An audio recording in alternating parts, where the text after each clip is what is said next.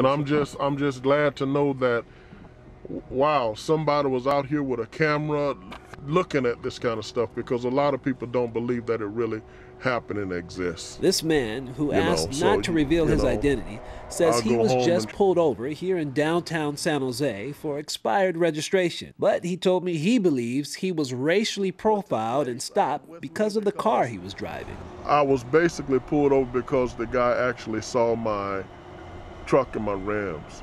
This has been happening to me for a long time. This issue, thought to be resolved by some, is still a problem, says fitness instructor Abdul Sila. It's scary.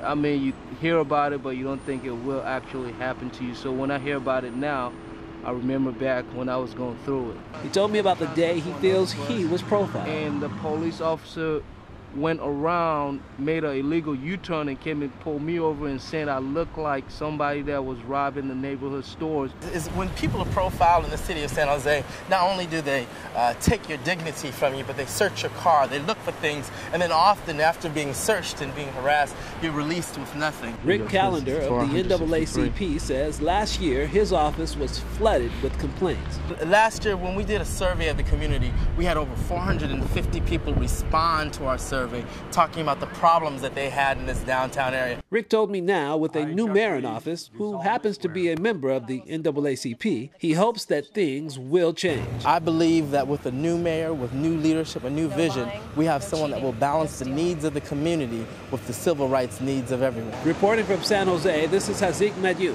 KRON 4 News.